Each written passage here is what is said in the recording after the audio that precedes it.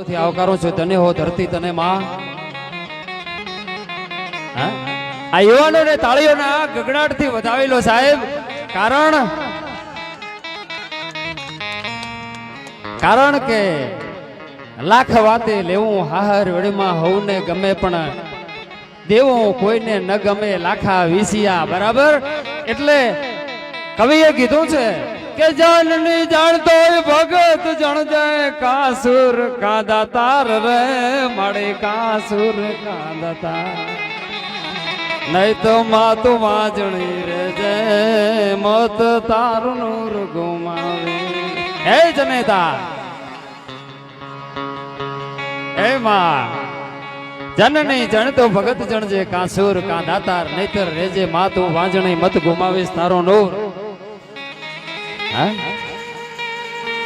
એટલે બરોબર પંખીના માળા જેવો બાપુ રણછોડદાસ આ રોડ રૂપાળો એક નાનકડો મલુપુર જેવો સિટીની લગોલગ બાજુમાં એ નાનકડો ગામ અને એ ગામના એમ કહેવાય છે ધોરી માર્ગ બંને બાજુથી જે ધોરી માર્ગ નીકળતા હોય એમ બે બાજુ બરાબર બધા ધરતી ઉપર વટે માર્ગો ઘણા બધા હાલતા હોય એવા બે માર્ગ નીકળે. જાડે બાબુ અને એ માર્ગના એમ કહેવાય છે બરોબર માર્ગની વાટ ઉપર એક બ્રાહ્મણ ગરીબ બ્રાહ્મણ ને બ્રાહ્મણીનો ઘર હતો. જે વટે માર્ગો ત્યાંથી નીકળે બાપુ જાડે બાબુ જે વટે માર્ગો ત્યાંથી નીકળે એની બરાબર સેવા કરે. થોડા ઘણા સમય વીતી ગયા, થોડા ઘણા દિવસો વીતી ગયા બાપુ. અને એકવાર એમ કહેવાય છે કે દેવલોકમાંથી આ મૃત્યુ લોકમાં ફરવા માટે ભગવાનજીના શાળાજી પધારેલ એ ગામો ગામની જાત્રા કરતા હતા. અને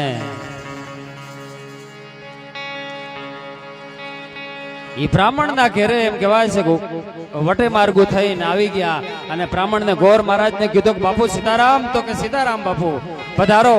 બરાબર સેવા કરી અને બ્રાહ્મણ એમ કહેવાય છે કે ભગવાનના શાળાજીએ પૂછ્યું હરસિંહભાઈ પૂછ્યું કે ભાઈ બ્રાહ્મણને તમારે દીકરા કે દીકરી સંતાન કેટલા છે?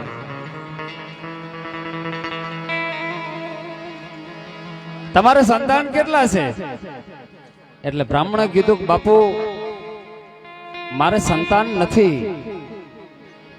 20 વર્ષના વાણા વાઈ ગયા બાપા, મારે સંતાન નથી. તો કે હું ભગવાનનો સાળો છું એટલે સ્વર્ગમાં જાઉં તો એકવાર ભગવાનને પૂછીને આવું, તમારા ભાગમાં હશે તો 100%. જડે બાપુ એ દુધરેજનો ઠાકર તમને દીકરો આપશે.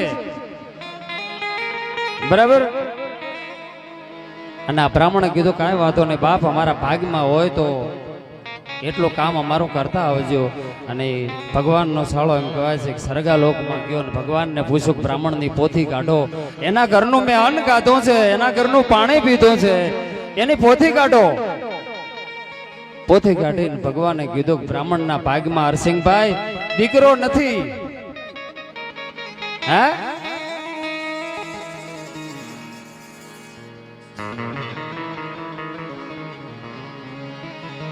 દીકરો નથી એમ કીધું. એટલે ભગવાનના શાળાજી મૃતલોકમાં ફરવા આવ્યા, બ્રાહ્મણના ઘેર ગયા. બ્રાહ્મણના ઘેર જઈને સમય મર્યાદામાં હોવાના કારણે એક નાનો પ્રસંગ છે, ટૂંકમાં લઈ લો. એ મૃતલોકમાં આવી અને કીધું કે બાપુ તમારા ભાગમાં દીકરો નથી એટલે તમને દીકરો નહીં મળે. બ્રાહ્મણે કીધું કાંઈ વાંધો નહીં બાપુ, ભાગમાં ન હોય ને તો ન મળે, પણ આ અતિથિઓની સેવા કરીએ છીએ, જરૂર આવતા ભાવમાં ભગવાન દીકરો આપશે એમ કહીને ભગવાનના શાળા ત્યાંથી નીકળી ગયા. પણ ગામની માલીપોરા દુધરેજના ઠાકરના સંતો પધારેલા હતા. એ વડવાળાની મંડળી આવેલી હતી. બરાબર અર્ધિક રાજનો સમય થયો હરસિંહભાઈ, અને ત્રમ ત્રમ ત્રમ ત્રમ ત્રમ તમરા બોલતા હતા. મેં મેઘલી રાત જામી ગયેલી. અને એક સાધુને એમ કહેવાય છે કે સલમ પીવાનો જીવ થયો. શ્રવણ મહિનાની રાત, ઝીણો ઝીણો ઝીણો ઝીણો વરસાદ વરસે છે. અને બરાબર સંતને આશા થઈ ગઈ કે મારે સલમ પીવી છે, પણ આગ કોની ક્યાંથી લાવો. અને ગામની ચોરાએ એમ કહેવાય છે કે શેરીએ નીકળી ગયો અને શેરીએ હાલતા હાલતા હાલતા હાલતા પોકાર કર્યો, કોઈ બે અડિયા સાણા મને આપે ને તો રતન જેવા, એમ કહેવાય છે કે બે દીકરા એને આપું. એ દુધરેજ નો સંત બોલે છે કે કોઈ બે છાણા મને આપે બરાબરી ગોરાણી અમૃતભાઈ સાંભળી ગઈ. અને રાતના અર્ધિક રાજના ટાઈમે ઈ છાણા લઈ અને સંતને સામે દોડતી ગઈને પગમાં પડી ગઈ, બાપ બે નહીં, આ કુલડીની માલિબા ચાર છાણા તને આપું છું, પણ મારે બે દીકરા નથી, દીકરો નથી, દીકરાની જરૂર છે. અને ઈ દાડે ઈ સંત બોલ્યો તો કે જા તને દુધરેજનો ઠાકર બે દીકરા આપશે. ચેડી બાપુ, રણછોડ બાપુ, 12 મહિનાનો સમયગાળો વીતી ગયો અને રણછોડદાસ બાપુ અને ભગવાનના સાળાજી પાછા મૃતલોકમાં ફરવા આવ્યા અને બ્રાહ્મણને ત્યાં ગયા. બ્રાહ્મણને ત્યાં જઈ રોકાણા, એ ભોજન લીધા ને કીધું કે બાપુ આ છોકરા રમે કોના છે? રણછોડદાસ બાપુ. અને બ્રાહ્મણ બોલ્યો, બાપ મારા છે. તો કે કારણ? તારા તો ભાગમાં હતા નહીં, કાળિયો ઠાકર કદાચ મારા તો જૂઠું બોલી ગયો, આઘાત લાગી ગયો. આ ભગવાનના સાળાજીને પાછા સ્વર્ગમાં જઈને કીધું, બાપ તે મારા આગળ ખોટું બોલ્યું, એ ભગવાનના ઘેર બે રતન જેવા દીકરા રમે છે, એ ક્યાંથી આયા? ભગવાને વિચાર કર્યો કે આને કેવી રીતે સમજાવું, ચલો આપણે દેવલોકમાં ફરવા જઈએ. બાપા થરાદ જેવી સિટીની માલિબા ભગવાન ને એમના સાળાજી ફરવા નીકળ્યા. ફરતા ફરતા ફરતા ફરતા બરાબર મલુપરનો સરડો આવ્યો હરસિંહભાઈ, અને એ બરાબર જંગલ આવ્યો એટલે ભગવાન એમ કીધું, રણછોડદાસ બાપુ કે મારે પેટ દુખે છે. અમૃતભાઈ, હા કે મારે પેટ દુખે છે. તો કે એને શું કરો તો મટે? તો ભગવાને એમના સાળાજીને કીધું, બાપુ કે કોક માણસનો કાળજો લાવી અને મને અપડાવો તો મટે, નહીતર મટે નહીં. બરાબર બપોરનો ટાઈમ હતો અને ભગવાનજીના સાળાજી દોડ્યા ગામમાં.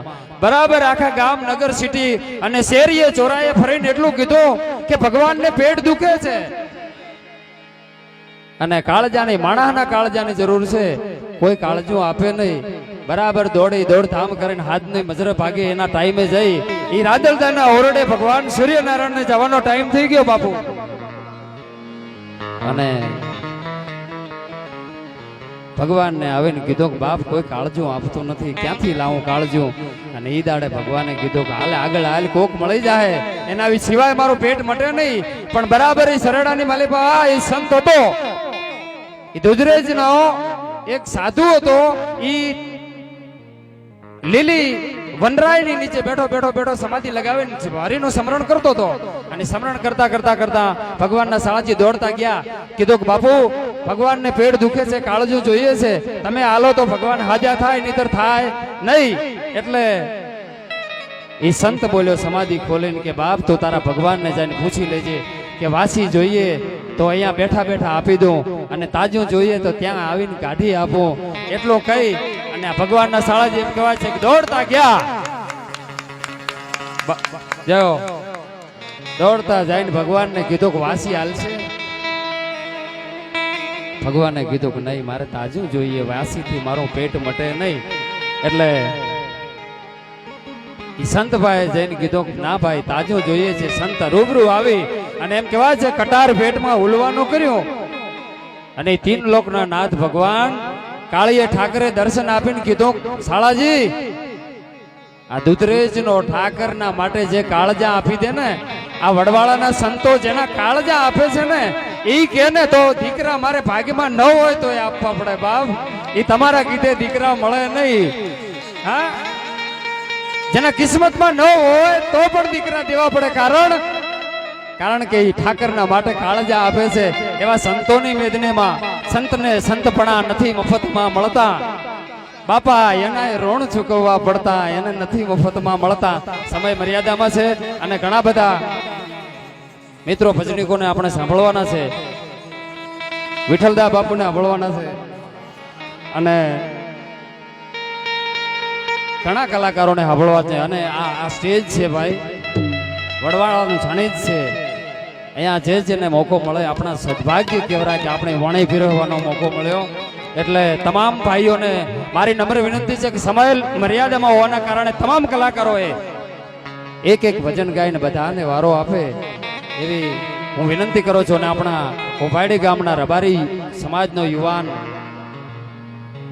કોઠાનો જેને ટહુકતો મોરલો કહીએ કાંઈ ગુજરાતી ભાષામાં ભાઈ એવા અને સરસ મજાના ભજન લઈ ભાઈ શ્રી નરેશભાઈને હું નમ્ર વિનંતી કરું છું કે આવો નરેશભાઈ.